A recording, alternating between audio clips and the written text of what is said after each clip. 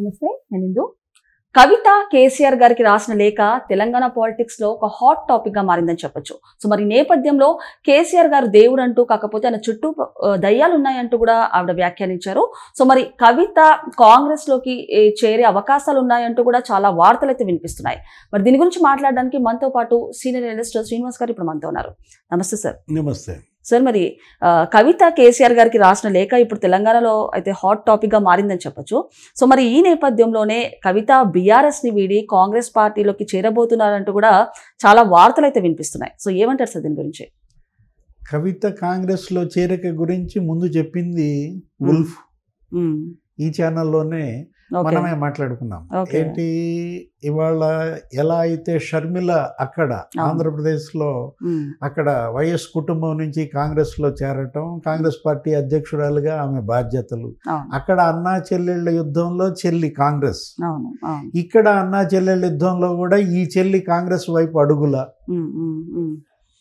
అంటే ఇప్పుడు తెచ్చిన పార్టీ, తెలంగాణ తెచ్చిన పార్టీగా చెప్పుకున్న టీఆర్ఎస్ టీని కోల్పోయింది, అది కాస్త బీఆర్ఎస్ గా మారింది. అందుకని తెలంగాణ ఇచ్చిన పార్టీ కాంగ్రెస్ లో ఇవాళ కవిత చేరుతోందా అని మనం గతంలో మాట్లాడాం. అదే ఇవాళ మీడియా కూడా హైలైట్ చేసింది.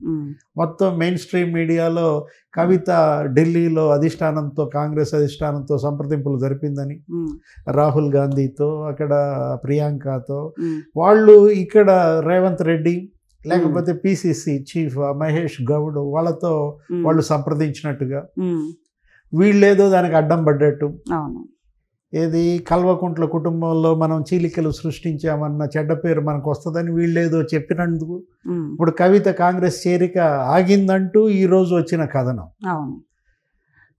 అది వాస్తవమై ఉండదు. ఏది కేసీఆర్ కుటుంబంలో చీలికలు కాంగ్రెస్ వల్ల వచ్చాయని ప్రజలు అపోహపడతారు, దానివల్ల కాంగ్రెస్ నష్టం జరుగుద్ది అనేది అపోహ.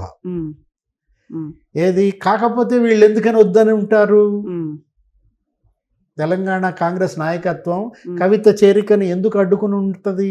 ఎక్కడ కవిత కాంగ్రెస్ పగ్గాలు చేపట్టుద్దో, ఇక్కడ కూడా కల్వకుంట్ల కుటుంబమే తిష్టేసి ఇటు కాంగ్రెస్ లో మళ్ళా కల్వకుంట్ల కుటుంబాందే ఆధిపత్యం అవుతుందో, అంటే ఇదేంటి ఆధిపత్య పోరులో భాగంగా అడ్డుకుని ఉండొచ్చు.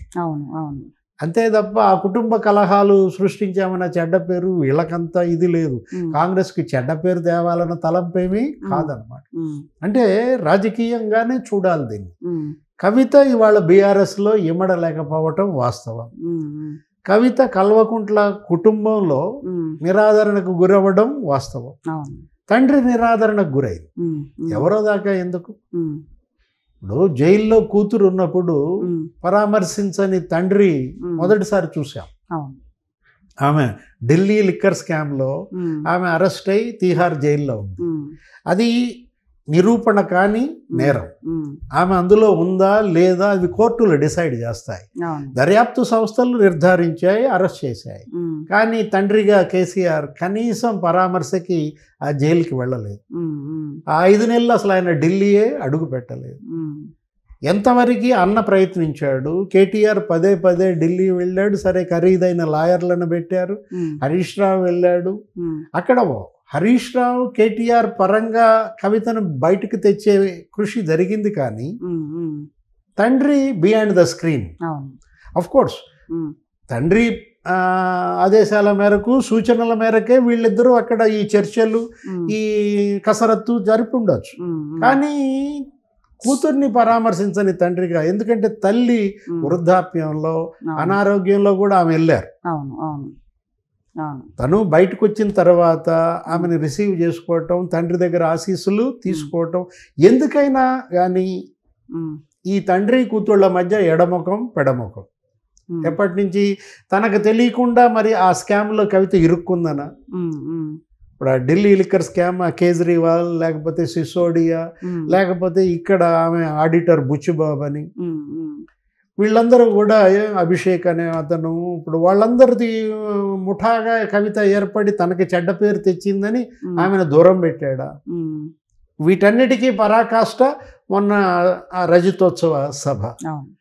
రజతోత్సవ సభలో మొత్తం ఫ్లెక్సీలన్నీ కూడా కేసీఆర్, కేటీఆర్, హరీష్ రావు లేడు, లేకపోతే కవిత లేదు.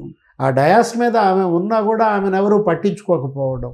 అవును. అంటే కవితని ఇవాళ ఆ పార్టీ, ఆ కుటుంబం ఒక గుదిబండగా భావిస్తోందా? అందుకే తను తాను వైదొలగటమా?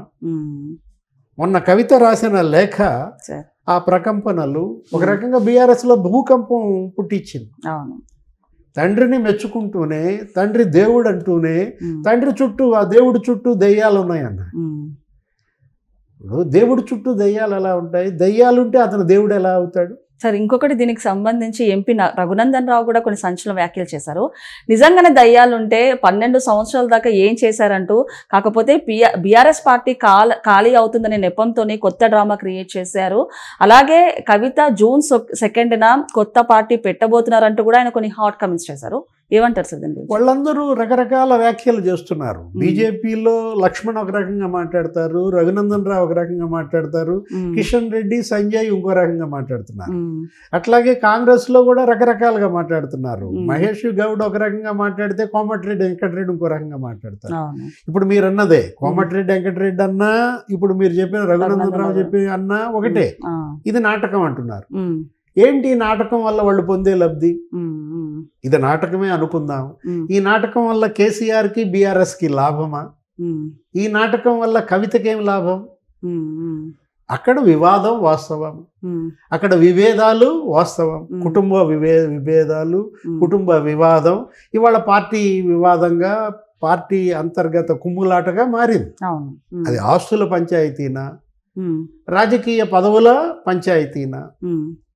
మొన్న కూడా కవిత ఎవరో రాజీకి వచ్చారని కేసీఆర్ తరపున, కేసీఆర్ కూడా కూతురుతో ఏదో ఫోన్లో మాట్లాడాడని మనం మీడియాలో కథనాలు. ఇప్పుడు ఆ అడ్వకేట్ గండ్ర మోహన్ రావు లేకపోతే ఆ ఎమ్మెల్సీ వచ్చి కవిత ఇంటికి 2-3 సార్లు భేటీలు అయ్యారు. తన హోదా పైన స్పష్టత ఆమె కోరిందని. ఇప్పుడు అతన్ని ముఖ్యమంత్రి చేస్తున్నారు. ఇవాళ రేపొద్దున మళ్ళీ బీఆర్ఎస్ అధికారంలోకి వస్తే వచ్చుదో రాదు వేరే విషయం. అది రాకముందే వీళ్ళు పదవుల కాట్లాట. అన్నని సీఎం చేస్తే నా పరిస్థితి ఏంటి, నాకేంటి గ్యారంటీ అని ఇవాళ కూతురు అడుగుతోంది అనేది ఇవాళ మీడియాలో కథనాలు. అసలు ఇది కాదు. ఈరోజు మనం చూసాం, జాగృతి మీటింగ్ పెట్టింది లేటెస్ట్గా నిన్న. ఆ సింగరేణి క్యాలరీస్ అక్కడికి సంబంధించినటువంటి జాగృతి వాళ్ళందరూ వచ్చారు. ఒక 11 ఏరియాల్లో ఆ జాగృతి విభాగాలను ఆమె నియమించిందని, అక్కడ కూడా రేవంత్ రెడ్డి పరిపాలన పైన ఆమె ఏదో విమర్శలు చేసినట్టుగా, ఆ బొగ్గు కార్మికుల సమస్యల పైన రేవంత్ పట్టించుకోవటం లేదు, రేవంత్ మోడీ కుమ్మక్కయ్యారని మరి ఆమె చేస్తున్న విమర్శ. ఇదంతా ఇప్పుడు ఇవాళ రాజకీయ శూన్యం.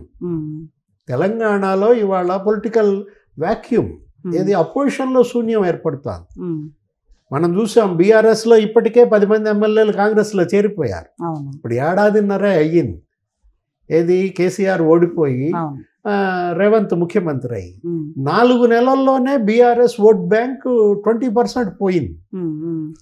అంటే అసెంబ్లీలో నీకు 38% వస్తే పార్లమెంట్ ఎన్నికలకు వచ్చేసరికి 18% వచ్చాయి.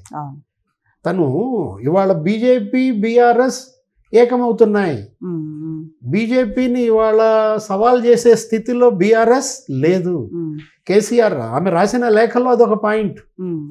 ఏది మీరు మరి వక్ఫ్ బిల్లు గురించి అసలు ఏమీ మాట్లాడలేదని, లేకపోతే బీసీల 42% రిజర్వేషన్ గురించి మాట్లాడలేదని, బీజేపీ పైన మీరు ఏదో ఆపరేషన్ కగారు గురించే ఒక మాట మాట్లాడి వదిలేశారు తప్ప మీరు విమర్శలు చేయలేదని అసంతృప్తి క్యాడర్లో ఉందని చెప్పింది ఎవరు?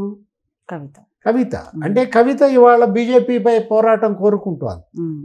తనను జైల్లో పెట్టింది బీజేపీ నాయకత్వం కాబట్టి ఇవాళ బీజేపీని ఆమె మరి ఢీ కొట్టాలన్న కవిత, బీజేపీతో సయోధ్యగా సానుకూలంగా వెళ్లాలన్న తండ్రి కొడుకులు ఎవరు? కేసీఆర్, కేటీఆర్.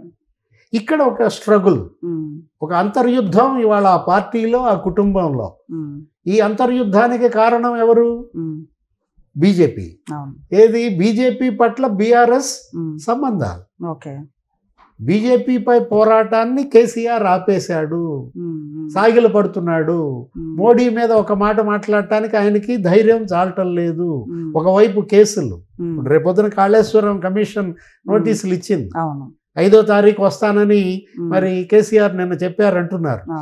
అంటే ఇది కూడా హరీష్ రావు వర్చువల్ గా వెళ్ళాలా లేకపోతే ఫిజికల్ గా వెళ్ళాలంటూ కూడా ఆలోచిస్తున్నట్టు కూడా తెలుస్తుంది సార్ కేసీఆర్ గారు. ఎలా వెళ్ళినా ఇవాళ వాళ్ళు అనుమతించాలా, వర్చువల్ గా వాళ్ళు అనుమతించడానికి సిద్ధం ఉండరు. అప్పుడు మీరు ఎగ్గొడతారా? అంటే ఒకటి ఆయన ఆరోగ్యం ఏది, ఆయన మొన్న కూడా రైతోత్సవ సభలో నడవటం, మెట్లు ఎక్కడం. ఇప్పుడు అటు అనారోగ్యంతో ఇవాళ కేసీఆర్, ఇటు మరి ప్రజల నిరాదరణతో బీఆర్ఎస్. ఒకవైపు కేసీఆర్ ఆరోగ్యం ఒక సమస్య, కేసులు మరొక సమస్య.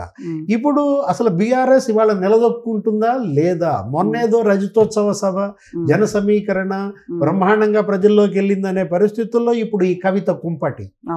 ఇప్పుడు నీ కూతురే కాంగ్రెస్ లో చేరిపోవటానికి అధిష్టానంతో మాట్లాడుకుందంటే ఇంకా మేమెందుకు అని ఆ ఎమ్మెల్యేలు కూడా ఇవాళ కాంగ్రెస్ వైపు వెళ్తారంటున్నారు. ఇప్పటికే 10 మంది వెళ్ళిపోయారు. ఇప్పుడు జీహెచ్ఎంసీ మొన్న గెలిచిన 38 మందిలో ఇవాళ జీహెచ్ఎంసీలోనే నీకు 16 మంది ఉంటారు. ఎవరు? బీఆర్ఎస్. 24 సీట్లు ఉంటాయమ్మా. ఇది జీహెచ్ఎంసీలో 24 సీట్లలో మజ్లిస్ 7 గెలిచారు, బీజేపీ 1, మిగతా 16 బీఆర్ఎస్. ఇప్పుడు ఈ 16 మంది తట్టాపుట్ట సర్దుకుంటారా? ఇప్పటికే అరికపూడి గాంధీ, ఆ తర్వాత ప్రకాష్ గౌడ్, అనేక మంది వెళ్ళిపోయారు. అసలు సీఎంగా రేవంత్ ప్రమాణ స్వీకారం చేసిన రోజే ఆ మొదటి వారమే 4 వెళ్ళి కలిశారు. సునీత లక్ష్మారెడ్డి, కొత్తకోట ప్రభాకర్ రెడ్డి, వీళ్ళందరూ కూడా కలిసిన పరిస్థితుల్లో ఇప్పుడు అసలు బీఆర్ఎస్ కవితని ఇవాళ సర్దుబాటు చేసుకుంటుందా? పంచాయతీ సెటిల్ చేసుకుంటుందా? కవిత యొక్క ఆ భూకంపం అది ఎలా మరి ఉపశమనం కలిగిస్తారు? లేకపోతే ఇప్పుడు ఈ పార్టీ వదిలి వెళ్ళవాలనుకుంటున్నటువంటి ఎమ్మెల్యేలకు అడ్డుకట్ట వేయగలరా? ఒకవైపేమో నోటీసులు, ఎంక్వైరీలు, కేటీఆర్ కూడా వచ్చిందంట నోటీసు. ఏసీబీ ఫార్ములా కార్ రేసులో రమ్మంటే నేను అమెరికా వెళ్తున్నా, అమెరికా నుంచి వచ్చి నాకు వస్తానంటున్నాడు. అటు కేసులు, ఇటు కవిత, బీఆర్ఎస్ బతుకుద్దా? ఓకే సార్, నమస్తే.